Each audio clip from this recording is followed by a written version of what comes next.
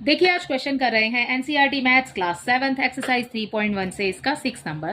The 6th question is the marks out of 100। ठीक है, 100 में से मार्क्स हैं obtain by a group of student in a science test. ठीक है, साइंस टेस्ट के अंदर 100 में से मार्क्स ऑब्टेन किए हैं बच्चों ने। ठीक है, कितने कितने हैं बेटा वो यहाँ पर लिखा हुआ है आपके पास में। फाइंड दी, फर्स्ट पार्ट में आपको दिया हुआ है इसका highest and lowest mark obtain by the student. तो हाईएस्ट और लोएस्ट बताना है, तो आपको इसमें से देखना है बेटा हाईएस्ट नंबर क्या है, लोएस्ट नंबर क्या है। सो सबसे पहले इस क्वेश्चन को सॉल्व करने के लिए यहां पर लिख लेंगे हम हाईएस्ट एंड लोएस्ट मार्क्स। ठीक है, अब उसके बाद में इन नंबर्स में से हम उनको फाइंड कर लेंगे कि हाईएस्ट एंड लोएस्ट क्या है। हाईएस्ट नंबर है हमारे पास में 95 एंड द लोएस्ट मार्क्स है हमारे पास में 39। ठीक है, इसका सेकंड पार्ट जो बच्चे आपको दिया हुआ है वो दिया हुआ है ऑन द नेक्स्ट पेज।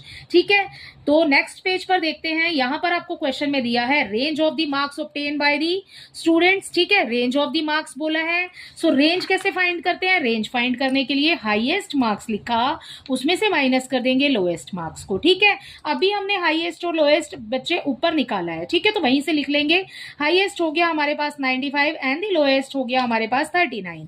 ठीक है, 95 में से 39 को जब बच्चे आप माइनस करेंगे बेटा तो हमें मिल जाएगा यहाँ पर 56। ठीक है, सो रेंज हो गया यहाँ पर मार्क्स का, रेंज ऑफ दी मार्क्स हो गया 56। ठीक है, इसका थर्ड पार्ट देखिए, इसके थर्ड पार्ट में बच्चे आपको दिया है mean marks obtained by the group. Mean बोला है आपको निकालने के लिए, तो मीन कैसे फाइंड करते हैं।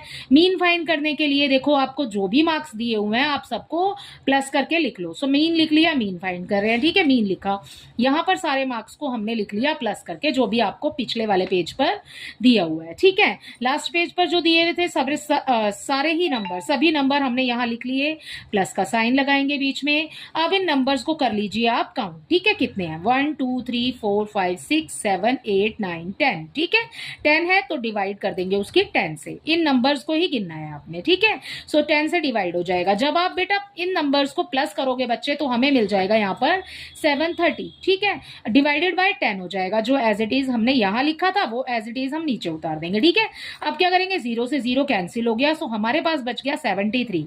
ठीक है, नीचे वाले 1 की कोई वैल्यू नहीं है, सो हम निकालेंगे, ये हमारा ये निकल गया यहाँ पर मीन विच इज 73। ठीक है, सो मीन लिखा, 73 लिख दिया एज द आंसर।